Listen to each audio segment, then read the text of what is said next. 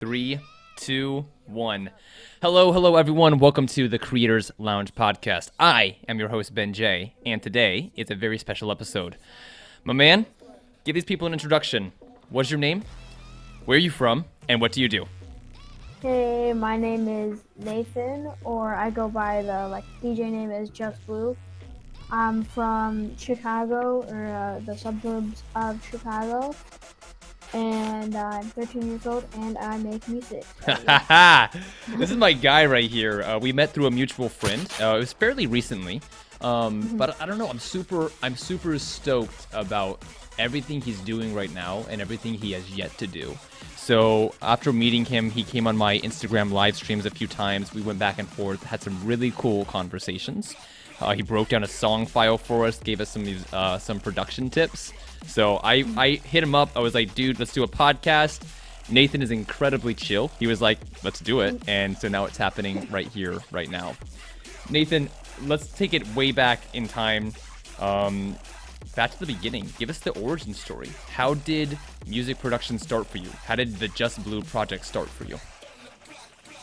What happened was I was playing a game called Goat Simulator. You may have heard of it. And they added this new city map. It was really cool. And then in the tallest building in the game, you could go into an elevator and it would teleport you to the top. And then on top, I saw deadmau5 with the helmet on. He was doing the weird dance thingy. And I was like, oh, who is that? So I Google it, and then I see all this stuff he's doing with this helmet stuff. I was like, whoa. So this was 5 or 4 years ago. So it was a while ago, but I haven't gotten into producing until 3 or 2. Mm-hmm. So I started listening to his stuff. His stuff is pretty cool. Wanted to go to one of his shows. It was 18 plus. But I did go to a deadmau5 show, which I will talk about probably later. All right. I do want to get into that.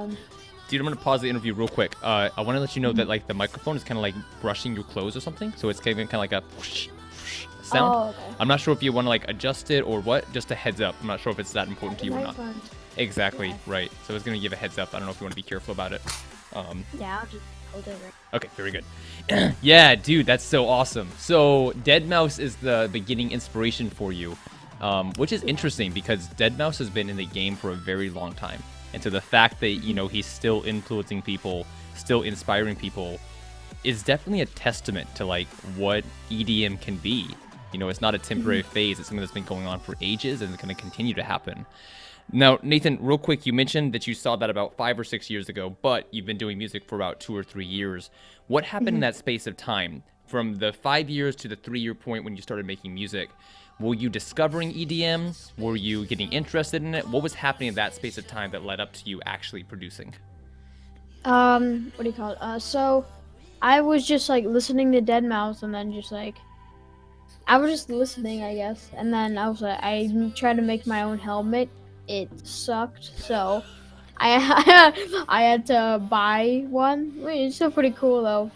I have it downstairs. Maybe I could get it later in the interview. Would love to see that. Yeah. Yeah. But yeah, I was just listening to him. I was like, wow, this is really cool. Listening to all his concert stuff. And then a couple years later, I'm like. Or no, it wasn't a couple years, but when I started listening to him, I was like, I want to make something like that. But then I hadn't actually started wanting to making that until 2 or 3 years ago. So. That's the key distinction, dude, is that even if we say, oh, I want to do that, it's not that we are going to, it's it'd be interesting. It's the space of time between saying I want to and then actually doing it. For you, Nathan, what was it that finally made you go from saying, oh, I want to do this to, oh, I want to do this? Because when I saw him, I think it was, oh my god, I forgot what show it was. But yeah, when I saw the cube thingy, because I haven't found that until I actually, I don't know, oh god. So I hadn't actually found the cube until a bit later on, because that was his little stage thingy. But yeah, when I saw that, I was like, oh my god. And then once he came out with the Cube 2.0, which is like a year or two later, the panels like each moved and stuff, and it's like, whoa. And then that's like when I decided I really wanted to make that, like when the Cube 2.0 tour, two or Dude, 3 years ago. So, that's yeah. awesome. I love that. It's awesome because innovation is what I'm taking from that. Is that innovation is not only good for Deadmau5 as an artist and doing what he does, it's also influential to people. So the more that we're able to express our ideas or be creative, we're building our own dreams and ambitions and visions, and then we're inspiring other people as well that we haven't even met before. So it's awesome that Yeah. it touched you in that way and made you want to start doing it for yourself. Real quick, Nathan, I am curious, like before music production, did you have any other hobbies or any kind of interest? Maybe it was musical, maybe it was something else. Was there anything for you before music? Well, it was kind of a music thing. Well, yeah, it was a music thing. So my dad listens to a lot of like heavy metal and stuff. So what do you call it? Or I got interested by the drums from that and like all the guitar and stuff. So um what do you call it? I got drums and I got drum classes and I started like playing it. And I still have them in my downstairs basement where I also have my DJ equipment and everything. So yeah, and Nice, that's like dude. something before. Exactly, it's a very organic step process for you then, going from heavy metal to doing drums, Deadmau5, EDM, and now music production as well. Yeah, it's funny, man, because it's the same story for me as well. My dad was a total metalhead back in the day, and so he would literally like rock me to sleep with heavy metal music playing. Like he like as a baby Benji like went to sleep with like heavy metal music playing. So I totally relate with that situation. What about the name Just Blue? Like, where did that name come from? It's a very unique name, and it's definitely not like other producers or musicians. Where did you come up with the name Just Blue, and what does it mean to you? So kind of a funny story.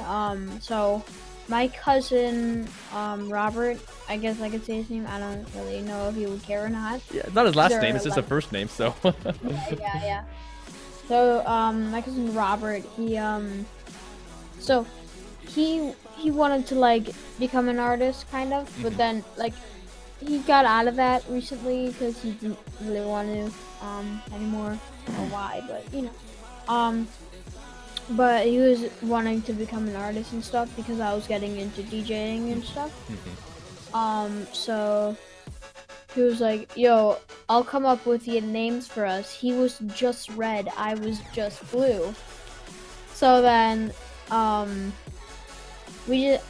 just like, when I started like my SoundCloud page, I was like, I guess I'll be just blue, so. So that's really where the name comes from. How intriguing! That's intriguing, dude. It's almost like you guys are gonna be like that you guys are taking some inspiration from like Daft Punk or something, and then Yeah. and now you just kind of like went on your own solo path anyway. That's super cool though to have that kind of memory and origin story behind it. All right, man, this is super cool. So it's interesting to me all of your background. Heavy metal first of all, drumming, Deadmau5, almost doing a duo with your cousin.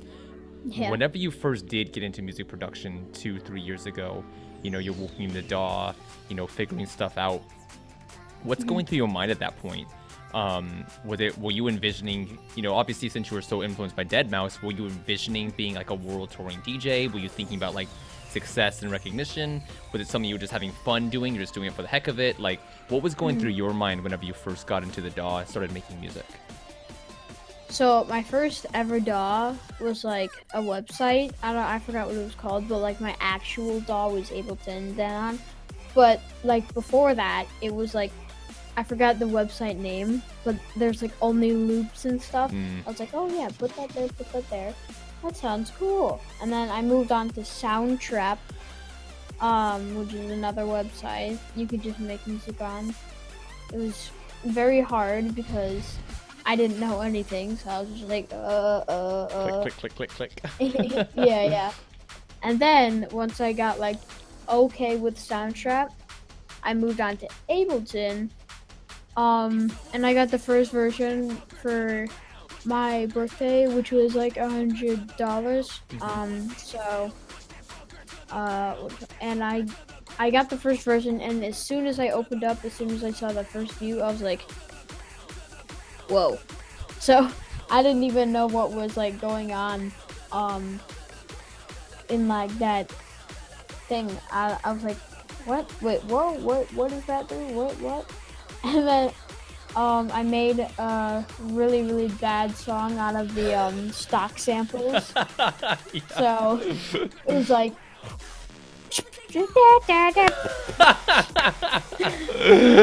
Let's go, dude. so, It's necessary. yeah. It's a necessary evil. You've got to like, Yeah. you've got to do that kind of crap just to get into the flow of things and start figuring it out. And especially like you said, man, Yeah. like whenever you first get into a DAW, no matter how old you are, it's totally overwhelming. You know, Yeah. it's like, what do all these buttons do? Like, how does this make music? You know, it takes some time to get comfortable and figure it out. Okay, so you get into a DAW, it's pretty overwhelming for you. You're not really sure what's going on. You know, you start to make stuff and start to use stock plugins and samples and start creating and everything. Fast forward to now, it's been 2, 3 years. I'm assuming you're a lot more comfortable in the DAW. You kind of know what's going on. You know how to do some sound design. You've made multiple tracks. What's on your mind now whenever you make music? What are the ambitions and things that are like playing on your mind as you're creating music? So I usually like before I want like when I'm in the mood to make music before I actually do, I usually just listen to a couple songs to like, I want to make something like that, you know? So I could give an example track because after this interview, I'm probably gonna want to make something like that track. Um, it's Mad Dub's Lovely. Here, I'll put the link in chat real quick. I think I actually have it pulled up. Hold up. You good? Okay, so Mad Dub's lovely, got it. And so like a track like that is something you'll listen to. Okay. Yeah, it's kind of like future rhythm Hmm. ish. Hmm. It's on the new label Halcyon, which I really want to release on soon. So, Awesome. well, like not soon, because like Eventually. we're eventually, yeah, Yeah. yeah. Epic. Um, So you listen to some music yeah, for inspiration, and then I guess like just jump in the DAW after that and start creating. All right, dude. Mhm. Awesome. Yeah. I'm glad you said that because I wanted to ask you about influences. Like my question is how important are influences for you? And it seems like they're pretty important. So I'd love if you could explain a little bit more, like what exactly what are the role of influences for you creatively? So when I see like Mad Dubs, Fona, Dead Mouse, Sun Death, like all these big artists, like they're really important to me because they're just like their music really speaks to me and it gets me very inspired to make something like that. But at the end, I usually make something completely different. Um, but it still sounds good, so yeah. That's incredible, man. Um, No, I completely agree. It's been the same way for me as well. Like, I think having great influences is the best way to grow and develop who you are. Whenever you can see somebody doing something related to what you want to do, that can give you enough of a framework to figure out what you want to do individually for yourself. You see someone else doing something that's similar, you're like, okay, if they can do that, I'll take this, and do my own thing, you know, and take the inspirations and ideas from them. But is it hard for you though, Nathan, like to not compare? Do you find yourself comparing yourself to these artists or not at all? Sometimes when I make something bad, you know, like oh, I was trying to make something like that, but like listen to their music, they're so much better, you know. Uh-huh. Um, and yeah, it's really all that I compare, really. How does But it affect you, I guess is what I'm curious about, because like you said, like it's very easy for us to do that, you know, be like, oh man, this track inspires me, I'm gonna do something like that, jump in the DAW, completely fail, and then be like, man, I suck, you know, like how do you deal with that? You compare yourself to them, you're not as happy with your results. Is it something that you kind of beat yourself up about, or is it kind of like whatever, on to the next track? well, I usually just after that I'm like, oh, I can't create something like this. I usually just like close the door, play some video games with my friends, you know, and then I'll hop in it the next day or maybe later that day. Awesome, Try to man. make. Yeah, no pressure, no stress. Trying to step back away from it, clear your head, and get some fresh energy. I love that. I think that's important for all of us to do. Now, you mentioned some artists already, but I am curious, like, if you could give us like a quick breakdown or like a more in-depth look. I don't know, give us like 1, 2, maybe 3 artists that have really massively inspired you, and what is the thing that you took from them specifically? Okay, so the first one is obviously Dead Mouse because he made me start music. Yeah. Second, oh damn, probably would be Sun Death. And then the third would probably be Skrillex because Skrillex is the one who basically made dubstep huge. I guess I don't know. Poster boy for sure. Brought Yeah, it to relevance yeah. for the mainstream. Yeah. Yeah. But yeah, once that came on and I heard Sun Death for the first time, I was like, whoa, this is cool. So, because I was originally like making house, and I still do sometimes once in a while. On my album, there's like, I think 2 or 1 house songs. But yeah, I just got into dubstep through Sun Death, and I just followed Sun Death. And I'm still waiting for Void 2 to drop, so Sun Death, if you're watching this, release it! Gotta let him know. Send the message out. Yeah, man. That's awesome, dude. No, I mean, yeah, it's great to have people who, you look up to, who inspire you, who give you some guidance, as far as, like, what kind of framework you want to follow, what kind of inspirations, you can draw from. You mentioned previously about how you will start by listening to some other music and then jump into the DAW and do your own thing. I'm interested, like, how do you balance that inspiration versus, like, original creativity? Is it something that you're thinking consciously about, or is it just, like, naturally you don't want to imitate it completely, and so it's not hard for you to make your own thing? How do you balance inspiration versus original creativity? So, when I just hop in the DAW, I usually try to create something like that. So I kind of want to copy it, but not exactly. I just want to copy like the genre, like make the genre. So yeah, that's really what I do. And then once I start doing that, I usually save it because I'm like, I don't want to lose this, obviously. But and then I just like work on another song, and then I come back and I add like a little flair to the genre, which is like a complete switch up to like future bass or like really heavy dubstep. So yeah. Kind of like genre crossovers, then, right? Yeah. But so far, none of those types of songs that I made are released yet. So be prepared. Why are they not released yet? If I could ask you, is it because you're not satisfied with it? You haven't had the time to finish them, or what? Yeah, I haven't really had the time to finish them at all. But yeah, that's really all though. But if I were to finish these, I would probably keep some in like my vault just to like, yeah, hey, I have this, and and then people would if I would play live, I would play it out, and then people would be like, what? And then Lose their like, minds. You can't get it. So, yeah. Got the ace up the sleeve. Yeah. That's epic, dude. Yeah, no, I love it because I think that it's so easy to be boxed in by one genre. And only make music in one genre, but like there's so much more creativity when you do genre crossovers or do anti-genre music, non-genre music. So it's cool to me that you are working in that kind of field because not only is it fun to hear, not only is it exciting to hear about, it's also, I feel like it's helpful in crafting your own sound or crafting your own style as well. Nathan, I want to ask you about that real quick, and we can get into music a bit later, but how close do you feel like... No, I'm going to ask this first of all. Is it a priority for you to develop your own style and your own sound? Or is that not much of a priority for you right now? Right now, because I don't really have a sound yet, so it's not that much of a priority, but like sometimes I think about it, I was like, I need to find that sound that people would know it's me, or feel like it would be me, So yeah, it's not too much of a priority, but probably later on, yeah, probably. I like it, man. No, there's no pressure on it because I think that it's really important to just to get into the practice of music production, right?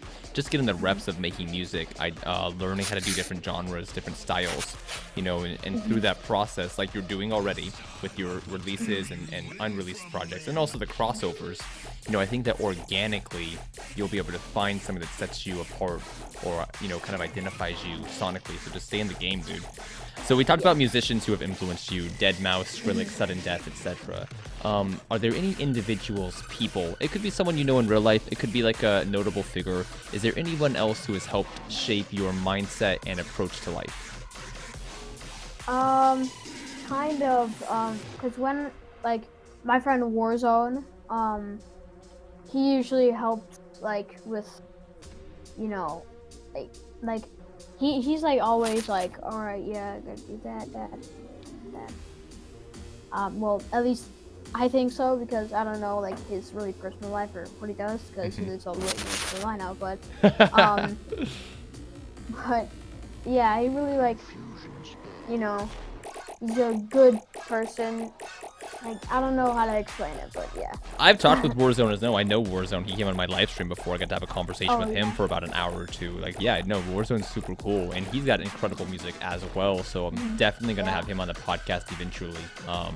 To be honest, Nathan, I'm just glad that people like you and me have such a good community. We have people that we can reach out to, people who are looking out for us or giving us tips in the same way we can give them tips as well. So it's super cool that Warzone. He is a very cool dude, and yeah, our community is definitely going to hear more about him as he continues to make and put music out there. Yeah. Nathan, back to you specifically. You're still developing your sound. You're still making and learning about music. What aspects of your abilities are you most interested to work on and improve? And that could be music, it could be graphic design, it could be anything. But what aspects or what abilities are you focused on growing over the next year or two? Mostly sound design because I'm not too good at that. Because I'm usually good at like layering, samples that I tweak a lot. So that's how I usually get that sound. But like on my track Contact, they'll like like the weird laser thing. Yes. Yeah, I made that by myself. I don't even know how I did that. I just like put like a random filter, did like automated the cutoff, did like a random pattern, and then it sounded like I was like, whoa. Like I'm making a song.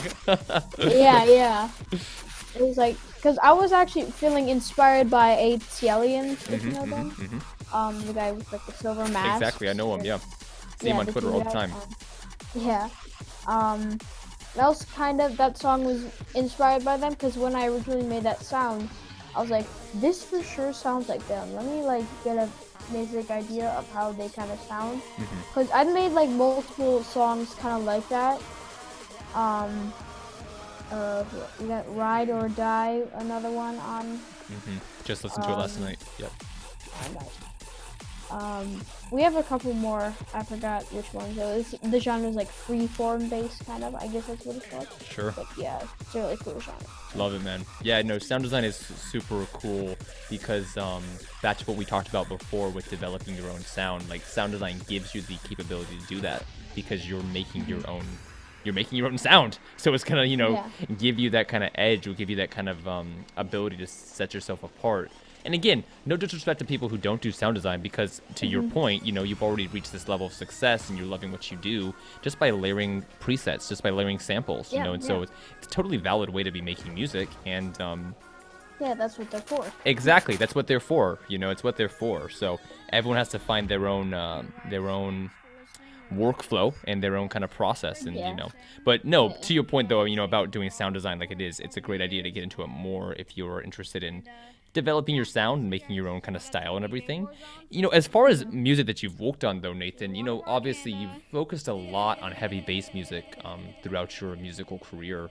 And again, like, not to put you in a box, because you've done house music, you've done just basic, electronic music, you've done a lot of different sounds, but you do primarily work in heavy bass genres, at least lately.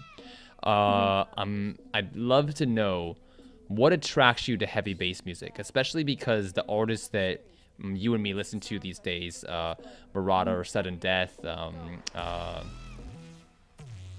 and other artists in that same kind of Faiso, I guess another one. Like, Oh yeah. for someone who's not into EDM, if they just jump in and hear that kind of music, they'll be like, "What is this?" What? It's Yeah. like, you know, it's like noise. I would assume it was like noise to most people. Yeah, because on Instagram, I think Murata memes. What do you call it? He or she. They, on yeah. Twitter. They. What do you call it? Yeah, I'm not good at pronouns, so my bad.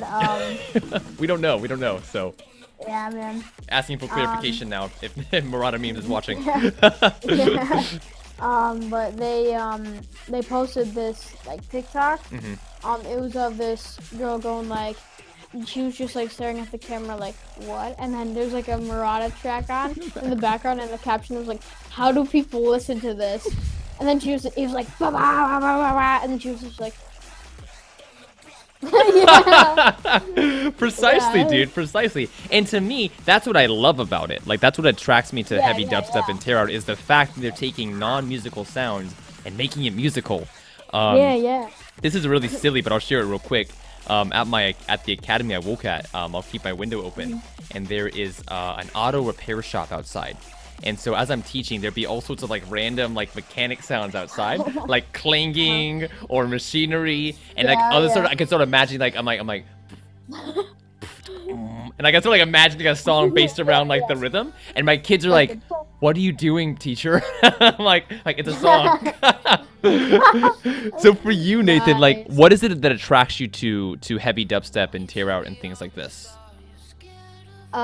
Yeah, the sound, cause like the uniqueness of it, cause like you said, like they could make a bass or like a lead out of anything, like literally like they could make that, they could make that something, and same with like this.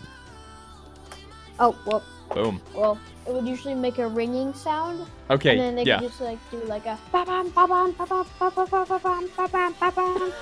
And it's like. This is a live sound design session right here. Yeah. Absolutely, man. Dude, do you think it has, just to ask you real quick, because a common storyline is that people who are into heavy dubstep grew up on like heavy metal, punk rock, and obviously Yeah, the same yeah. situation for you.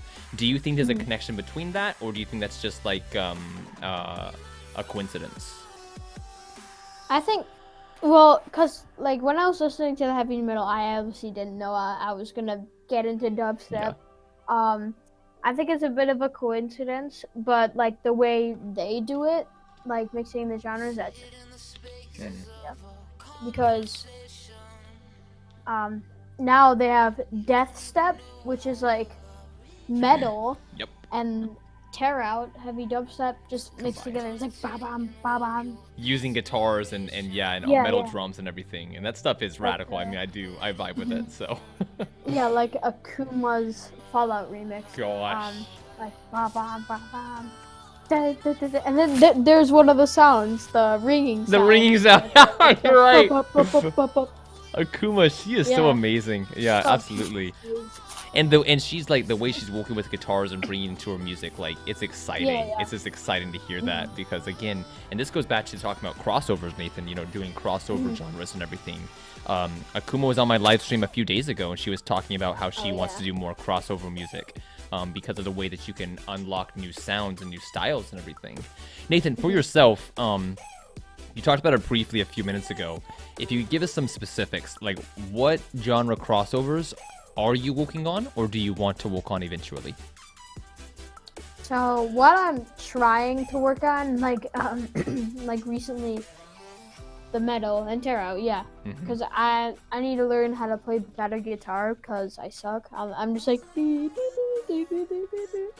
know, because I have an electric guitar, it's at my dad's, but yeah, I could play a couple songs on there, like da da da da da da da, if you know that song. I forgot what it was called. I recognize the But, the rhythm, yeah, the melody, rather. Yeah. I gotta get like an audio interface so I can just plug it in to Ableton and just start jamming, you know? Yeah. Because I really want to use the amp for an actual guitar because the amp thing enables him. I want to actually use that, for an actual guitar. So yeah. That's super cool, man. Well, I mean, especially because you already do drums, so you could get better at guitar, obviously, eventually. Yeah. And I don't know, there's so many potential for that as well, as far as like live performances, because at some point you could mix together live electric guitar with, turntables and everything.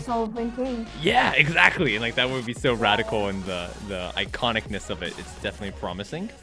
Do you feel like, I want to ask you this real quick, because you do have a background in drumming. Do you feel like that background in drumming has been beneficial for you as you get into making EDM music, or was that not a factor at all in the skill level that you have with EDM?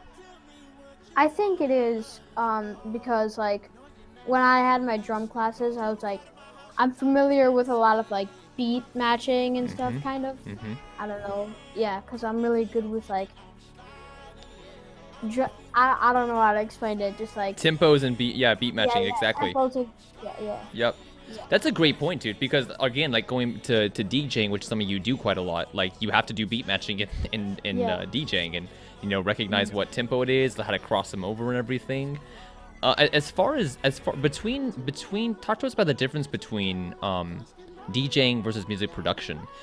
Which one do you favor more, and what are the unique kind of energies that you can bring to DJing and bring to production? Ooh, this is a hard one. I don't know which one I favor more. I think DJing just is still a tiny bit over production, because like I get to match songs, and like the creativity of that could go like insane. Like you could get like 4 tracks like Amorphic does. I think he was on your live before. He could just go da da da da da da da da, bah, and then just play all of them at the same time, and it sounds insane. So yeah, shout out to Amorphic. He's crazy. Dude, that's lit, man. Yeah. It's interesting for me to hear you say that you actually kind of favor the DJing. But I guess that's not surprising, knowing that you did come up off of like deadmau5 and everything, seeing his live performances in festivals, which we'll get into a little bit more later on in the episode. But talk to us real quick about, I wanted to hear your answer to the second part of the question, which is like, what energy can you bring to DJing? In your mind, like what's the kind of like energy or the kind of vibe you want to bring to DJing? So obviously, I don't know if this is obvious because I don't think you really listen to a lot of Amorphic stuff. But that's the vibe I'm trying to go for. Like his like little trademark thingy or something is like angry shit only. So it's like whenever you like quadruple drop, it's like and you know. Yeah. So layers, energy, anger. Nice. Yeah. Nice. And, like just insane double drops where you go like crazy, That's insane, dude. I love that. I absolutely love that. Real quick, if I can ask you about this real quick, and you don't have to answer if you don't want to, is that purely for the performance side of it, or do you think that is that kind of drawing from like your own personal emotions and like personal life? I wouldn't say it was really drawn from my personal life. I think it's just like whenever I'm DJing, I want that to sound like I want to sound crazy, mosh pits everywhere, like purely for the performance, man. Absolutely. Yeah, I get it. Oh, that's what's so cool about music, is the fact that we can tell stories through a performance, right? With DJing, or I mean, even look at someone like from 1970s, 1980s, Freddie Mercury, like, obviously they could put down some incredible stuff in the studio, but like their live performances were a whole other story of like, it was almost like watching a musical or a play, So that's one of the best parts about music, and especially with DJing, is that you can like give a certain energy or message or tell a story with the performance as far as visuals and everything. And I'm really excited to talk about that a little bit more a bit later, because you know what? Look, let's just go there right now, man. We're talking about festivals already. Like, you've been to festivals. You have, you created your own festivals as well. Talk to us about. You have another one coming up as well, which we'll get into. Look, let's start from the beginning though, to break it down slowly. What was the very first festival or concert that you went to, and what was that experience like for you? So my first concert was a deadmau5 back-to-back Eric Prydz concert. It was in downtown Chicago at this little park, Union Park. It was pretty cool. because there was like all the lights. I went there with my cousin who wanted to like be the DJ. As Robert. well. Yeah. Right. Yeah, Robert. Shout out to Just Red. Yeah. But yeah, I went there with him. I don't know if you know Lil Dicky, the rapper. Yes, of course. Yeah. Yeah. He was playing there, and I didn't know who he was. Neither did my friend Robert, or my dad, because my dad took his bowl. Okay. And then while we were waiting for Deadmau5 and Eric Prydz to start, because there's like, so there was one main stage there, and there was like another one on the side. So when, like, so we were waiting, we were watching them all set up, and then I just heard like, oh yeah, blah, blah, blah. It was like just like a bunch of rap music, and it was so like explicit. Oh my god, my dad was like, my dad was in like in between trying not to laugh and trying not to cover our ears, bro. Oh, it was hilarious. Bro, that is so epic. I love that story. Come on, sometimes that's all you can do is like try not to laugh, and when random stuff like that happens, you can't even control it. It's more of like, I can't believe this is happening right now. Yeah. All right, dude, look, it's so cool though to me that you got to see Deadmau5 live, especially since he's the one who got you into EDM music a lot. Yeah. What was the energy at that concert, man? Were you nervous? Were you just flat out excited? Like, what was that experience like for you? I was nervous and excited because I still kind of get nervous when I go to music festivals. But sometimes in the beginning, like a show I recently went to, it was Bass Fair. Yeah, Bass Fair, right. Yeah, Bass Fair.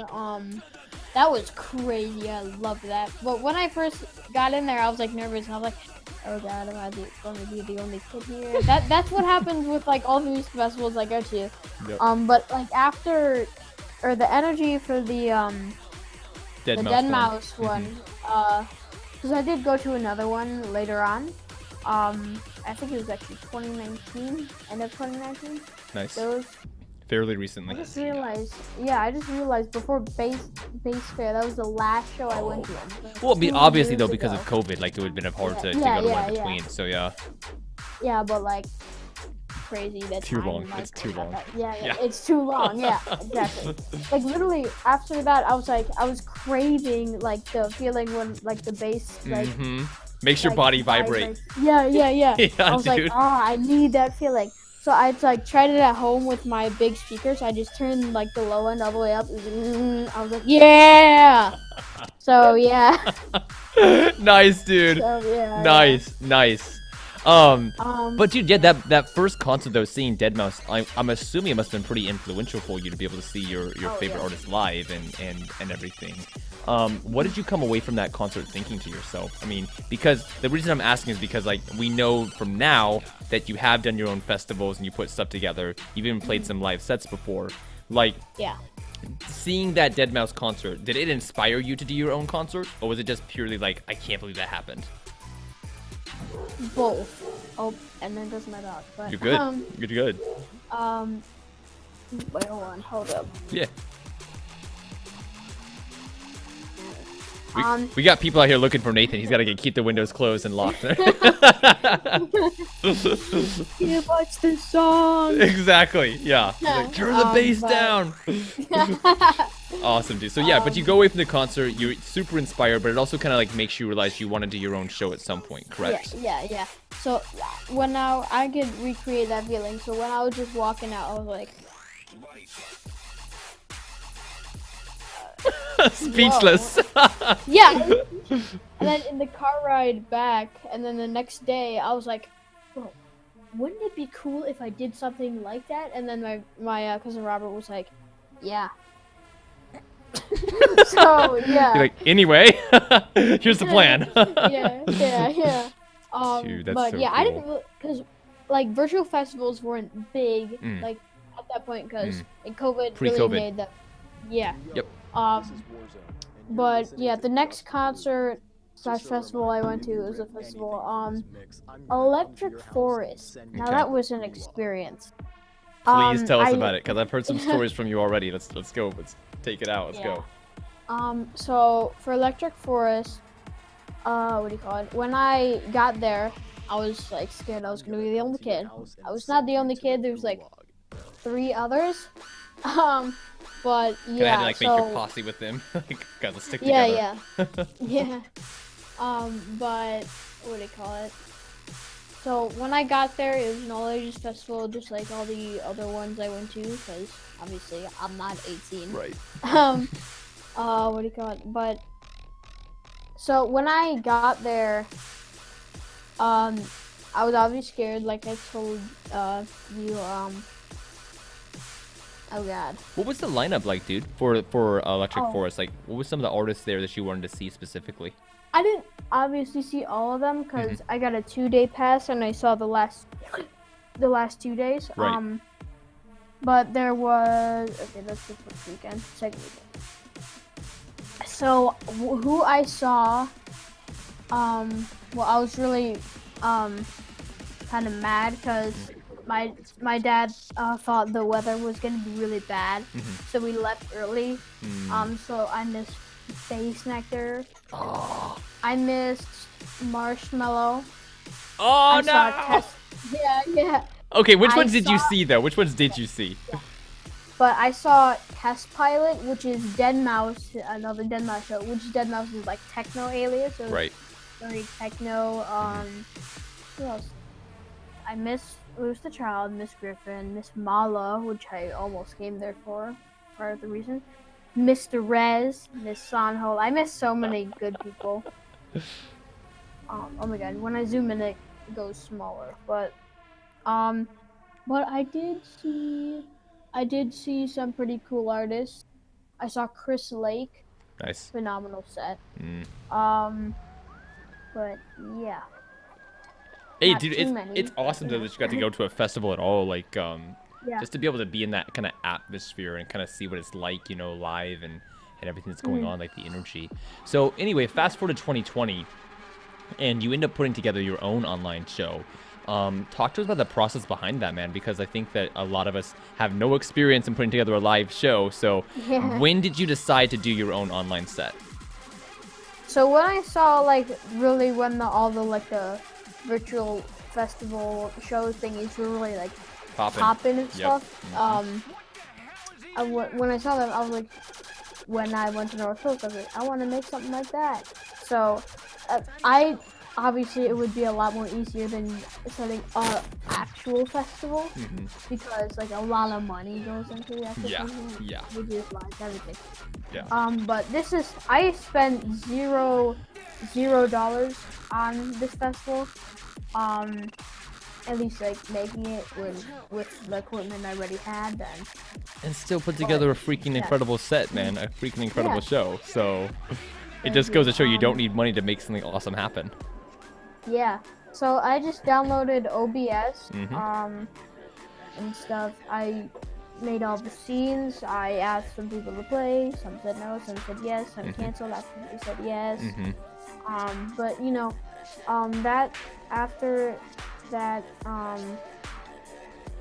when I actually started that day when I woke up at like 10, I was like, okay, today's the day. And then I was like stretching. I was doing everything. And I was, Nathan, like, real quick, it was making sure completely done by yourself. Is that correct, or did you have Yeah. someone else helping you organize stuff? Solo. It was completely done. My with gosh, bro! My gosh! Overperforming to the maximum, dude. How? I did think there was too many people because a majority of them didn't turn in their sets, but you know, it's still. Hey, I mean, you still got something put together. Yeah. Was it stressful at all for you, like making the artwork, promoting it? Yeah. Well, not really promoting it because obviously I don't have like a massive audience. I didn't think like a ton of people, like 1,000 or something, were gonna come to it. I just thought like 20 to 30 people. You know, okay. Check it out. Yeah. But I can invite you to the Paranoia Discord server. Please do. Please do. By the way, everyone, that's what it's called. It's called the Paranoia Festival.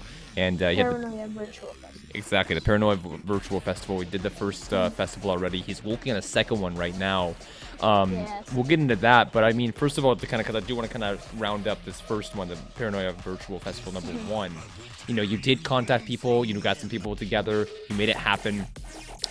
Were you satisfied with the results of the first festival, or what was it like for you in the conclusion?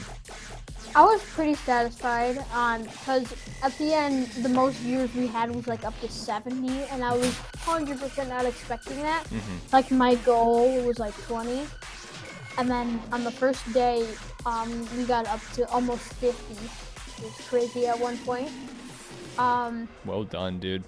Yeah, thank you. But yeah, second day, see Yellow plays, freaking 70 people show up. Like, what? She's a queen, Amazing. dude. Yeah, Ciela knows no, yeah. everybody, and everyone loves her energy. Of course, they're gonna show up and show love. Yeah, and the Skybreak host, and because Skybreak's a streamer as well, so he could host the stream where he could like stream the stream. You know? I see. So when you go to his channel, it'll show live. It'll On his show my page. stream. Yeah, Okay. it's crazy. Yeah, I bet that definitely gave it some more awareness to people seeing it. Yeah. What's going through your mind, dude? Like, as people start jumping on and seeing it, 50, 70, I'm probably 100. I don't know the number, but, like, what's going through your mind at that point? Like, are you like, oh, this is happening? Like, is it exciting? Are you nervous? Are you like, what have I gotten myself into? Like, what's going through your mind at that point? So when I started playing the set, first Shark's music joined the stream early. I was like, whoa, okay. Sharks. Hello. Hey, Sharks! Welcome to my humble stream. But yeah, first Sharks joined, then Cielo joined for a bit. She took a nap to, prepare for her freaking insane of a set. She doesn't. At that point, like, she was not sleeping. Like, she was getting only like 3 to 4 hours of sleep a night, I think. Whenever she does like preparing for like sets, she always. I mean, it's just I think like she's so focused on making something that's like impactful and meaningful. She really puts a lot of time into her sets, and so. I'm not sure if it was the Paranoia Virtual Festival or if it was a different one, but I know it's one set she was working on. She was cutting herself down to like 3 or 4 hours of sleep a night just to like get the visuals and everything perfect on it. So she's intense. She's a super cool person. But that's awesome, dude. Congratulations on that. You make your first festival completely by yourself. You have some people drop out on you. Stuff doesn't go exactly as planned, but you still make it happen. You get... you were expecting 20, you got 50, 70, more than 70. You got features from Skybreak, the Yellows in there. Like, congrats, dude. You totally deserve it. You put all the work into it, made it happen. And I'm just so glad that it worked out so well for you. The second one, I mean, now you're working the second one. Like, what's the reason you did a second one? Just because the first one was so successful? Is there a new story you want to tell with it? Give us the background of the second festival. What's going through your mind as you're creating the second festival? Like, what's the stuff you want to achieve with this one? What's the purpose of the second one? So originally, when I first did the first one, like kind of like Grindfest has like a series of them. So I was originally planning on making like a series of them because one festival is just like one time. It's like no. One episode, one story, exactly. It's barely scratching the surface of what you could get into. Yeah, exactly. So, yeah, I can't tell too much. We just announced the actual headliners yesterday. We got Drop the names. Cielo, of course. Yeah, we had Cielo, Untitled USR. He's like a really cool mid-tempo guy. He's insane. I would suggest check out his work. He had some teasers on his story of his set. And oh my god. Get hyped. Yeah, we got me back-to-back Warzone. It's gonna be madness. I can't wait for that one. And then we got Mile 32. So. Wow. Yeah. And Dude, then nice. That's not the full lineup yet. That's just the headliners. Precisely. Yeah. So I'm gonna announce the sub headliners pretty soon. What's the schedule? What's the schedule for the event? Is it gonna be 1 day, 2 days, 3 days, and how many hours each day? 2 days. 2 days and. So 2 days. It's kind of gonna be like the last one. So we've had 1 day. It's gonna be like 7 or 6 hours. Usually like a school day. Basically. Yeah, so I would rather obviously be doing that to the I mean, I completely agree, dude. That's why we're doing it in the first place, We're not making money off of this. We're doing it for the love. Yeah, for sure, yeah. And then, what do you call it? So, and then on the second one, I'm planning it to kind of have the same, so it's May 20th and 21st. I gotta put the lineup in the Discord, because I still haven't done that. There's so yeah, much to do, man. There's always so much to do. And that's kind of what I'm Yeah. curious about, man. Like, let's talk about that for a second. Like, I love that you're doing all this. And also, Nathan, like, as you're talking about this, like, I can kind of feel your energy about it. You know, you're getting, like, super focused and you're talking about it. Kind of like, you know, it's like light bulb thing for you. Yeah. How do you 'Cause, manage like- it all, man? Okay. No, I'm sorry. Go ahead. Like, finish your thought. So me and Warzone were on call last night because Mm-hmm. we usually like work on our songs like every other night or something. Yeah. Because we have actually a couple in the vault, so Nice. yeah, be prepared for Look out that. for We have one on the Bruh EP as well, so yeah. Bro, EP is upcoming. Yeah, no, not May. April 1st. It's not an April April Fool's joke. Maybe. We're not sure. Maybe. National Bruh Day though. Yeah. But oh my god, I forgot what I was gonna say. Warzone, yeah. You and Warzone were on the yeah. on a call the other night. Yeah. Yeah, me and Warzone were on the call, and then I was like just like planning, because in the Paranoia Discord server we have like private voice channels, Right. and one of them is called Private Paranoia Talk. So we were just in there, just like, and then I had my video on. I was like, okay, so this is how it's gonna go. I'm gonna buy a backdrop, and it's gonna be a custom logo on the back, because you know how they at the red Yes. carpet they have those backdrops and all the logos and sponsors. Yep. I was planning on just doing like a Paranoia one, where it's just a Paranoia text or stuff Nice. and stuff. Backdrop would be there, and I would just walk in like, Introduce the whole thing. yeah. Nice. And that would be at the beginning. I'd be like, hey guys, welcome to the second Paranoia, everything. Right. Dude, So, that's yeah. awesome, dude. Yeah, it's a great idea. To be honest, like I've been thinking about doing the same thing, getting a green screen or get some backing thing, Yeah. because obviously I do the podcast all the time, and like all I have is the back of my house right now, so it's not it's not like something you want to look at, It'd be cool to have like a Yeah. background for sure. So if you get one, I definitely got to get one as well. Real quick, before we do kind of like wrap up this thing about the Paranoia Festival. By the way, no, you know what? I'm actually curious about this because you're talking about the festival. You have all these ideas and all this inspiration for it. Is that normally how you are? Like you normally have a bunch of ideas, or is it specifically for doing events and live festivals? I usually have a lot of ideas, like, cause I almost revealed the secret. But you know what? Can I It's like not pull like that. a Tom Holland Spider-Man, dropping the details of the movies? But it's not too big of a secret, or I'm only gonna say it on here. Please do. So it's kind of gonna be an exclusive. And thing, yeah, but- this episode will be a while before it actually comes out, so I'm sure that people might Yeah. know about it by the time it does drop. What's the secret? Go ahead. Snake's VIP with Warzone and his whole like freaking deluxe or remix EP. Or it was crazy. I don't know if I was allowed to say that. Oh god. You're good. Like I said, this episode's not going to be out for like at least 3 to 4 weeks, so I think we'll probably have an update by then. If not, let me know. I'll cut it out. But I don't even know. I'm hyped. Maybe not even 3 to 4 weeks. I am but yeah. hyped to hear about that. Because we had an idea where we would have a separate thingy, so we would have like the Snakes VIP, and then we would have like another thing. We were just gonna read a National Geographic article about snakes, and then just put it in the audio, and then just release it. So, yeah, Dude. we have that. Let's go. Paranoia Virtual Festival. Where did that name Paranoia come from? It just sounds cool, or was there like a deeper meaning behind it? So it wasn't too big of a meaning behind it, because I was kind of getting paranoid about COVID, so I was like, oh my god, am I gonna get it? And I've been exposed to it. I don't really think I've got it before, but I didn't show any like really big The major symptoms of it. symptoms, Yep. yeah, but I did experience like minor like Well, I'm glad you're good now, though, but- man. I'm glad you're good now. yeah, but what do you call it? Paranoia, yeah, the name. Oh, So. paranoia, and so originally it was a song idea. Oh, okay. So I was like, okay, Paranoia is a pretty cool song name, And then it was originally just gonna be like cool and very heavy song, like rap, Sure, like paranoia-inducing, basically. yeah, exactly. But then like when I created the cover art, I think I still have the cover art. It just requires some deep digging, so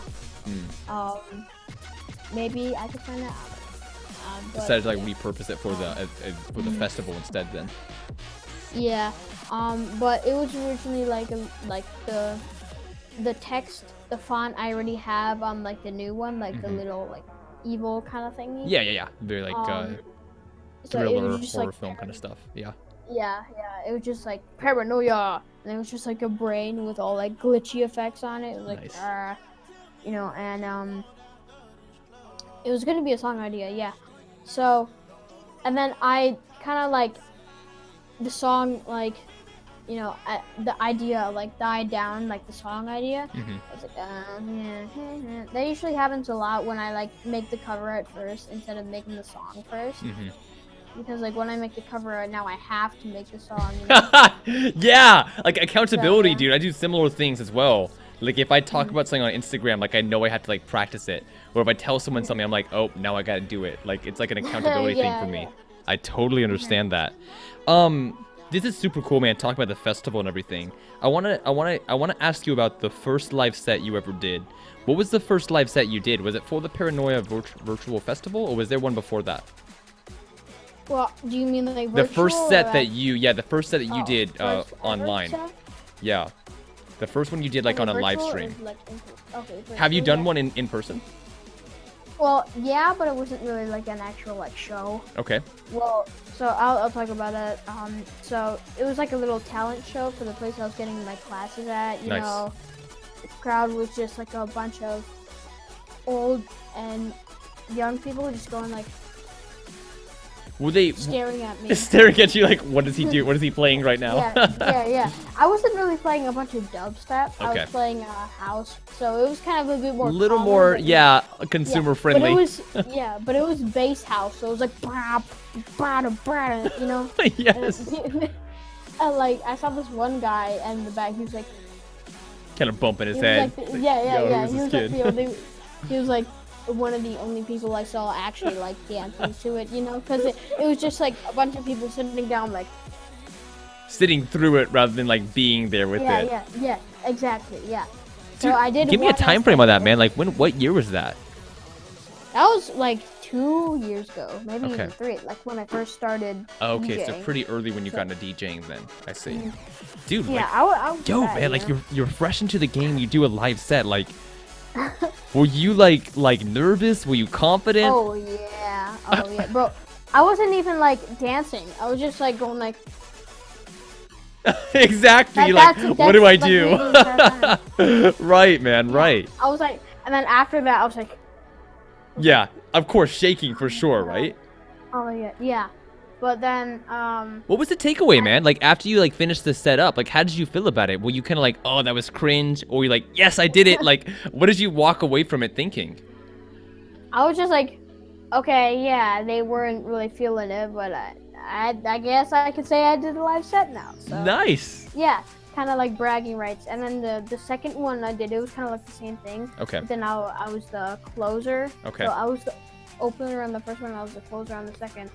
Which one did you prefer, honestly? Did you like to be in the opener, or did you prefer being the closer? I prefer being the closer, so I could arrive there late. Yeah. You know, and Yeah. I don't have to watch through everybody. Right. That kind of sounds rude, No, but you you just know. like jump in and drop the mic moment. So. Yeah, exactly. Yeah. And that second set, was it how soon was it after the first one? I think it was like a couple months. Okay, so about a couple really months later, nothing. maybe 4, 5, Yeah. 6 months later. Okay, very good. Yeah, it didn't change that much. You know, Mm-hmm. I kind of had some of the same songs, some not.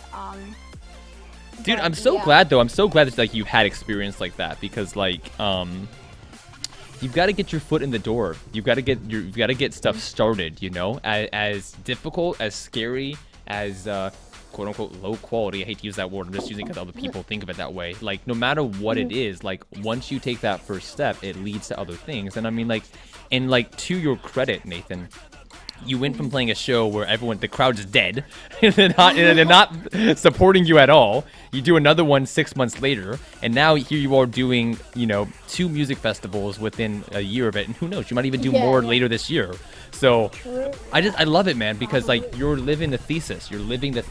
Get started, keep building, keep developing, and that's just like the process. That's the process for becoming what you want to be and doing what you want to do. from the early inspirations with Dead Mouse to now doing your own sets. I think and doing your own festivals. I think it's super admirable, man. Yeah. Look, dude, you're doing your own festivals. You've arranged them. You've organized them and everything. You are on the internet. You know, you're on the internet, man. You do live streams on Insta. You've done, obviously, Twitch streams because of the festival. You're doing a podcast right now. It's going to be on YouTube. You know, you've done reaction stuff on Instagram. Do you feel comfortable being active on social media? Do you feel comfortable with that? Or is it something you kind of had to slowly get comfortable with? I was pretty comfortable with it until people started messaging me like, yo, this is crazy. Like, you're insane, dude. I was like, okay, whoa, okay. I didn't know that was going to happen. So I was like kind of a bit overwhelmed by all the messages, everything that I kind of got. But some were like haters, who like, oh yeah, you never gonna do that, yeah, you know. So, yeah. Dude, let's dig in that to a little bit because I can relate to what you're talking about. I'm by no means like I'm by no means have I like made it or I'm like recognized or anything. Yeah. But even whenever I do kind of get like a little more attention for a project or something, same as you, like it makes me a little bit more reclusive because I'm like, oh snap, like am I ready for like this kind of spotlight? Am I ready for this kind of attention? For yourself, Nathan, why did you kind of like draw back whenever you kind of got messages and stuff like that? Was it because you felt unworthy? Was it because it felt awkward? Because it was unexpected? Like what was, if you know, I'm not sure, you might not even like know, like what was it that made you kind of like pull back a little bit when that stuff started happening? It was just like, one of the options, like, it was just like unexpected. Sure. So and not like, knowing how to deal with it. Wow. When I first saw it, I was like, wow, you're rude. Block and delete. Yeah. No doubt, man. And it's just a learning experience, I think, for everybody, you know. We spend so much time under the radar or in our bedrooms just doing what we want to do. So that when you do finally get that recognition, even though like you might have been thinking about it on your own, when it actually happens, it's not something you can like be prepared for. It's more like, oh, okay, this is new. You've got to get like comfortable with it and figure out how to deal with it. What are the pros and cons of being a public figure on the internet, man? For you, like what are the pros and cons, the good stuff and bad stuff? I mean, obviously, like you mentioned already, you know, positive messages, but negative messages as well. Is there anything besides that you would list in the pros and cons? Well, there's not too many, but like the pros are just like a lot of support, you know, people being there for me if something happens, you know, like a lot of like supporters and like everybody like actually listens to your music instead of just getting one play, you know, per song, which was happening when I first started making music. It happens to everyone. Yeah. You know, we gotta learn to live with that. Walk it out. Yeah.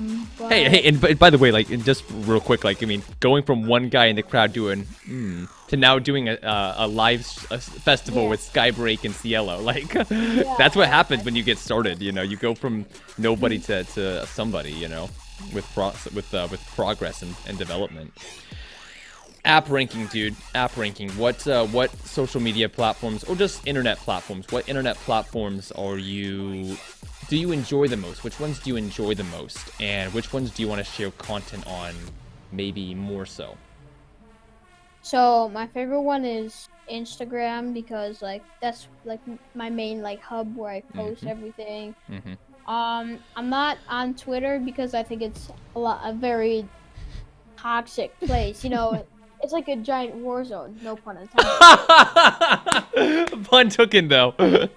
How come Twitter and toxic always end up in the same conversation? I don't know, man. It's just the people on it that are like.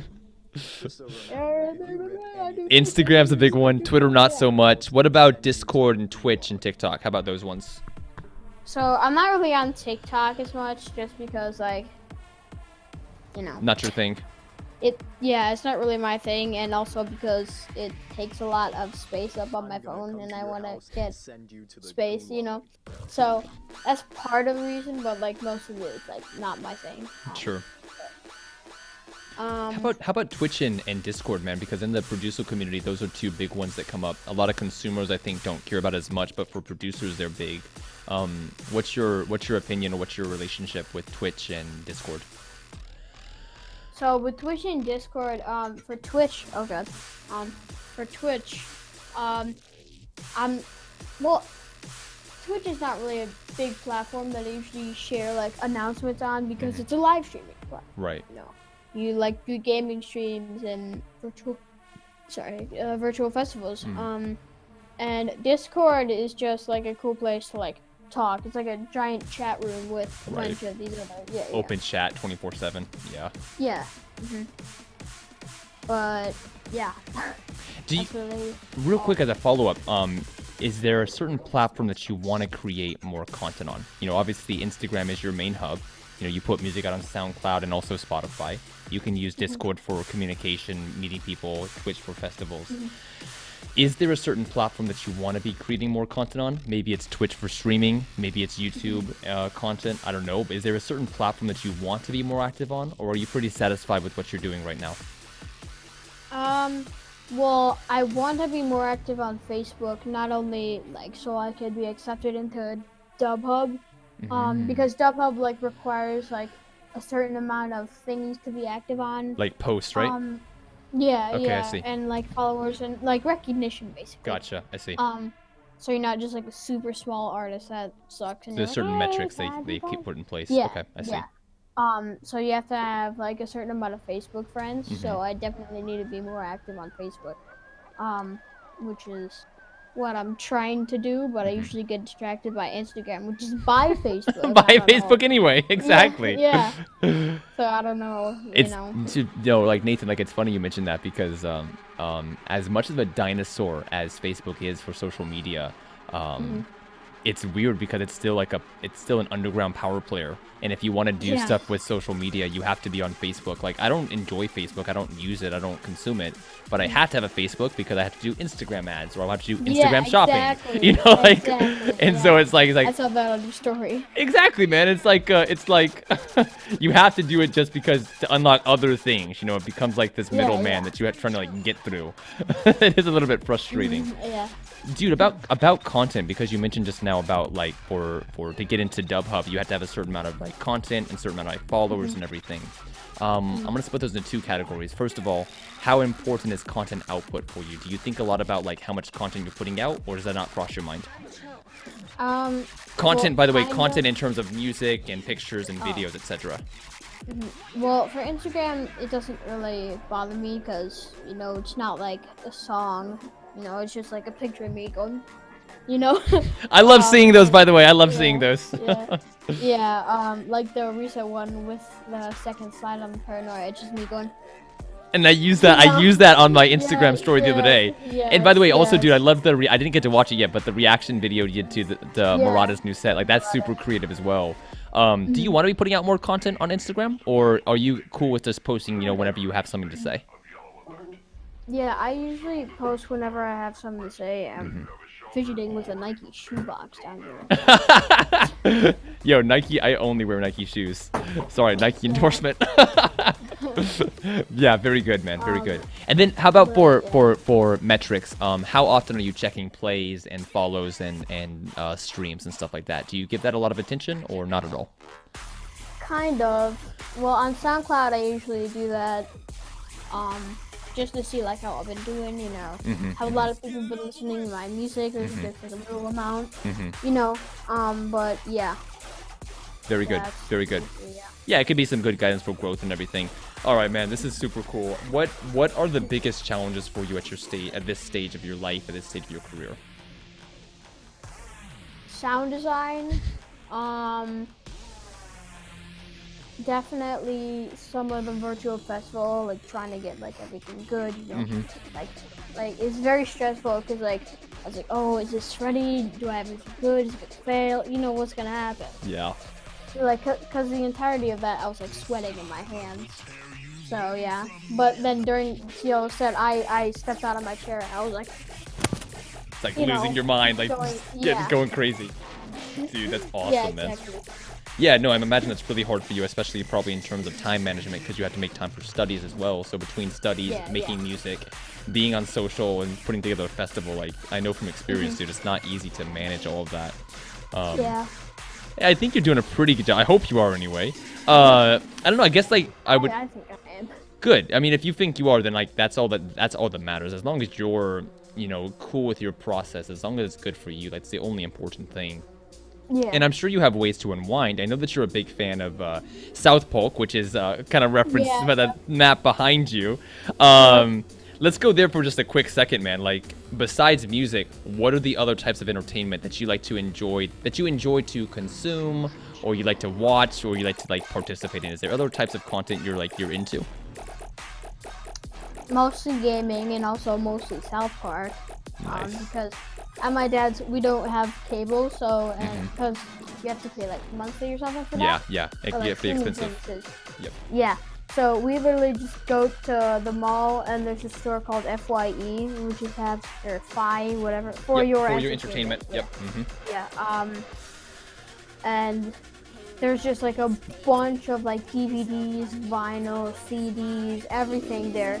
Nice. Yeah, it's an insane store. And there's this like huge like wall, like almost as tall as my room. It's like just like full of CDs or like TV shows. Bruh. So, and then when I see South Park on there, I was like, so far I have, this is the ones I have at my dad's. I have the South Park movie, season 2, season 5, season 9, season 10, season 11, season 12, and I think that's it. Your memory is immaculate. Your memory is immaculate. I guess the way I could memorize all of those. Dude, I love it, man. No, I'm not sure if that's even all of them. We could have more. For sure. No, it's a lot of South Park. It's a great way to unwind, like watching South Park. It can make you laugh, can make you think as well. Yeah. It's great, man. It's great.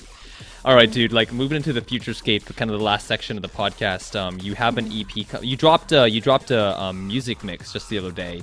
2021 showcase mix. I listened to it last night when I was preparing for the episode. I loved it. It was super cool, full of energy nonstop. Despite it was like 7-8 minutes long, but energy the entire time.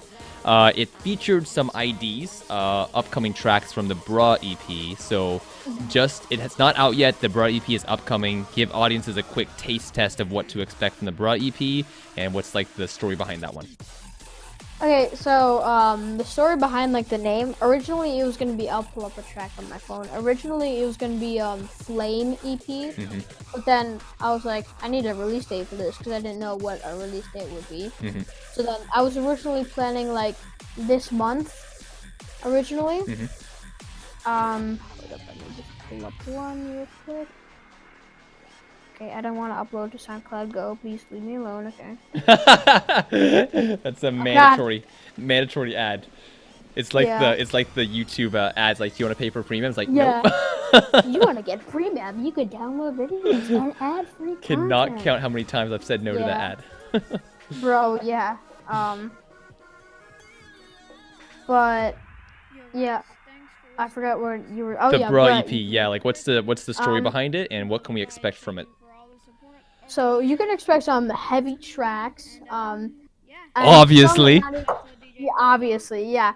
And some not even heavy, just like colorful, because I have a color-based track on there. Let's go. My boy Warzone.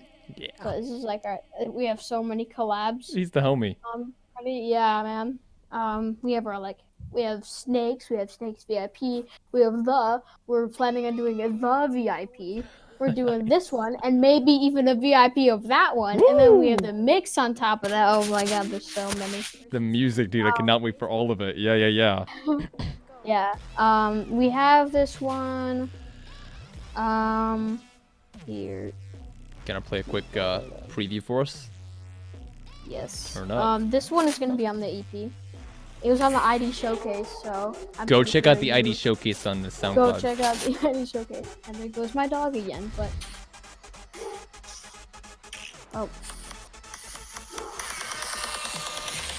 Club horn.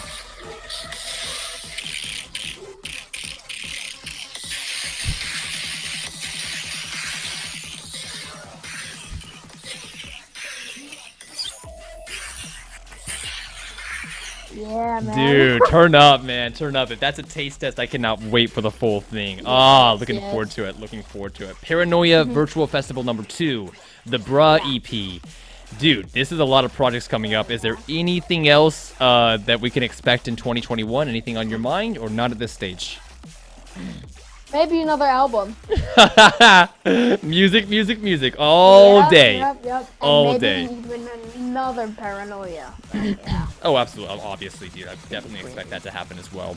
Yes. Dude, you're surrounded by so many talented musicians, some of who I've had the pleasure to talk and interact with because of meeting you and then getting to meet them. Yeah. What are some of the trends or things happening behind the scenes, like in your creative social circle, that you're excited about? Maybe it's like a certain style of music, maybe it's a plug-in, maybe it's some kind of event or something. Is there anything happening behind the scenes that the public audience should be interested in or looking forward to? I don't know if I should say it. Depending on what you can say. You signed the NDAs and non-disclosure agreements already. Oh my god. Oh my god, now I forgot what it was. Oh crap. Behind the scenes, something that everyone's working on or talking about. But yeah, I do have a collab with semi-big artists, so. Okay. I'm not gonna say who it is, but you know. Sure. But keep your eyes out. Obviously, yeah. Music coming soon. All right, fantastic. Yeah. Also, dude, like you mentioned Warzone a lot. So I want to hear about maybe 1, 2, or 3 different artists who you collaborate with, you communicate with. Because I want to give a spotlight to them, right? Like we're doing this episode right now. We already know how incredibly talented you are. So I want to know like what artists you're looking at or you look up to that are in your circle to kind of give them a quick spotlight as well. Let's start with Warzone if it's okay. What makes Warzone such an easy person or the right person for you to collaborate with? Just like his workflow and his like creativity and stuff. So I could just list a bunch of artists. We got Warzone, Akira Khan. He's insane. He actually, I know how to.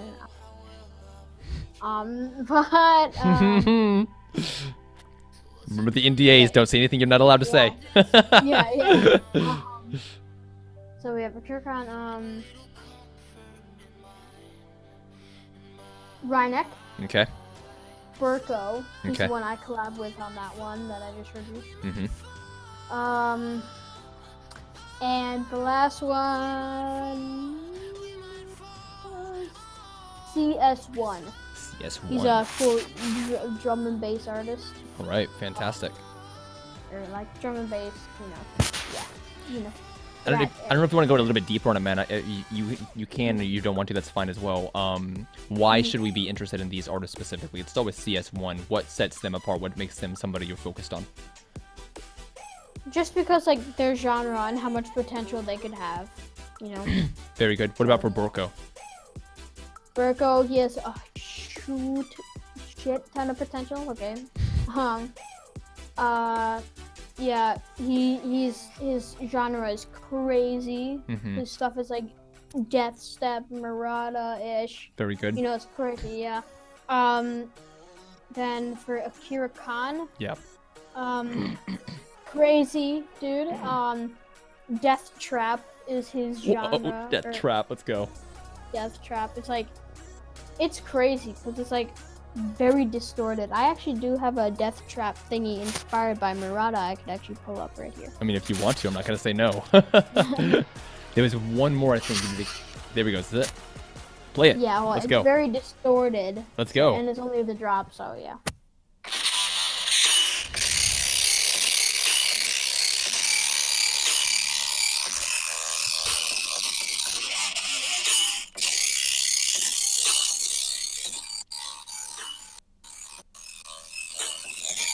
Very distorted. Bruh, it sounds like you took a car engine and dropped into a meat grinder and made a song out of it. I'm here for it, and I'm here for it. That's dope. That is dope. Yeah. Did we miss anyone? We did Warzone, Akira Khan. Was there anybody else we missed? Burko, and then CS1. CS1. Was there one? I think there's one more artist. Who was the last one you mentioned? Oh yeah, Rhineck. Rhineck, there we go. Yeah, Rhineck. Sorry, we didn't want to leave you out. We did not want to leave you out. Rhineck. Why should we check out Rhineck? Like, what makes them special? A lot of potential. Like I think you know that new label, Lost in Dreams by Insomniac. I'm not familiar with it, but yeah, go ahead. Oh yeah. But I think he has some big potential to maybe release on there. So. Very good. Yeah, because his genre is like future based, you know, very melodic and like chill, you know. Very good. Very good. So yeah. All right, Nathan. We've talked a lot about your projects. That's all super interesting. What I want to do next is we have a few questions from the audience, so I'm gonna pull them up real quick. Looks like we got 2 questions here. First question is from my friend Subin, and she said, how do you maintain balance between school and music? She's asking this because she's in university at the moment, and she also is like a songwriter. So how do you handle that situation? I usually just like, because when I'm doing music, you know, I also like think like whenever I'm staying up like late at night making music on the weekend, and I realize like, I have homework. So then I try to do that just to get it out of the way, you know. And just like in general, I usually just get the school day done, homework. Yep. And just like, you know, school is like completely separate from music. Gotcha. I don't want to combine them. So yeah. Music, so math. Right. So, so then you basically had to like, your priority is like to finish school, get it out of the way, and then complete focused on music then. Yeah. And obviously well, using. sometimes I do the opposite. So. Yeah, fair enough. And school. Okay. Yeah. And of course, using weekends is always a good idea as well. You know, it's when you have free time to get stuff done, work on stuff you care about. Other one is from Volume Up Music. I think we both know them. Their question is, will he ever rebrand or change his alias? Are you ever planning to rebrand or change your alias? Not at the moment, but I do have an alias. I don't know if I should keep it a secret or let the people know. I think I've already told it. Frank. If you know the movie Donnie Darko. Okay. He's like not really the villain. It's not really like a superhero villain story at all. It's just like it's a really deep movie. Like it goes into time travel. Exactly. You know, Yep. Crazy movie. Very intense. But I guess sort of the protagonist or the antagonist, I guess you could say. Then the antagonist is named Frank, or and he has this like bunny mask on, but it's like a creepy looking bunny. Right. I can actually send a picture. I'm familiar with it. I know the movie. I haven't seen it, but I do. I am familiar with it. Yeah. If I'm not mistaken, Jake Gyllenhaal was the main. Was the lead. Yeah. Correct. Okay. Perfect. Yeah. No. So I know about the bunny mask. I don't exactly know Frank. Is Frank the name of that character or? Yeah. Okay. Very good. And so it doesn't sound like an evil name, but yeah. And well, I guess what I'm curious about is what made you choose that? Just because you loved the movie so much, or you relate with the aesthetics of it? Like why did you choose Frank for an alias? Yeah, I also really love the movie, so probably because of that, and also he's like he kind of fits the persona because I was very inspired by Void because Void is like Sundeath's alias. So I was really inspired to make like another alias, like not really evil, but you know, like death step, like really heavy. A lot dark, yeah, very dark. Makes sense. All right, fantastic, man. And that's all the questions we have from the audience. Dude, I really appreciate you sitting down, man, talking about everything here. This is super exciting, super insightful. To be honest, I'm just really excited for everything that's about to happen for you coming up, the projects you have. Specifically the virtual festival, the second one, and the Bra EP, but everything you always have in the works. I always ask my guests to leave a message to themselves of 1 year in the future.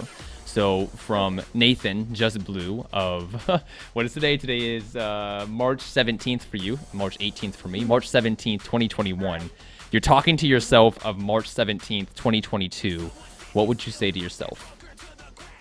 Is COVID over? Okay, and then have you gone to another show? Have you played another show?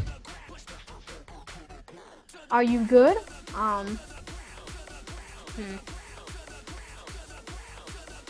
Has your voice gotten deeper?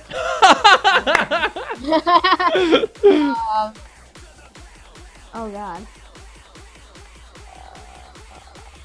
Have you played a live show? Have you played Base Station? because that's my goal for either this year or next year. Very good.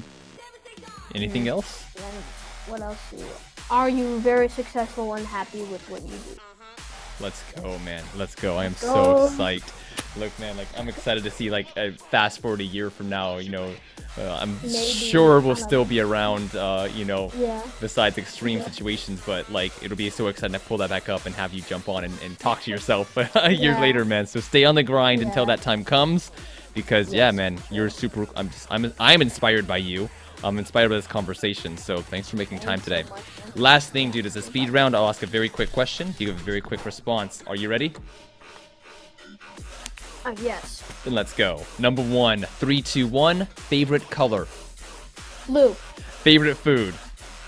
Bacon. Favorite day of the week. Saturday. Favorite movie. Donnie Darko. Favorite song at the moment. Mad Dub's Lovely. What's your guilty pleasure?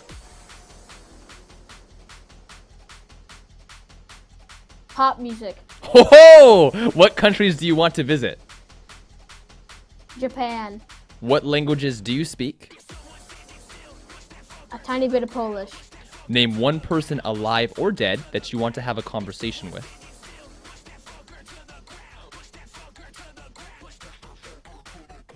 Dead mouse. And how do you want people to think of you? Not as some little kid, but like some like just like a regular producer. An Maybe not artist. even regular. Yeah, an artist. Yeah. All right, man. Yeah. And that's all the questions. Everybody, thank you so much for jumping on and watching the Alrighty. episode today. Look forward to the Paranoia Virtual Festival 2, the Bruh EP. Nathan, is there anything you want to say in closing, man? Any last thoughts you want to share? If you're depressed, someone is always there for you. I love that, and it's absolutely true. Everyone, thank you again for watching the episode. Check out Nathan. Check out Just Blue. Keep your eyes on him because, like he said at the end, it's not about age. It's not about location. It's about Yeah, humans. We're individuals. We're out here doing Yes. stuff, making art, making music, and this kid deserves respect. He is out here in the game, making stuff, putting stuff out there, being who he is, developing who he is, and it's so exciting to be in his community and to grow and to watch him grow and just to be collaborating like this right this minute. So please, by all means, check him out. Stay on your own personal grind. Message us. We're always very accessible, and I will see you on the next episode. Everyone, take care. Have an incredible See you night. guys. Peace. Peace. Dude, that was awesome, man. Thank you. Thank you, dude. That was so cool. Yeah, no problem, man.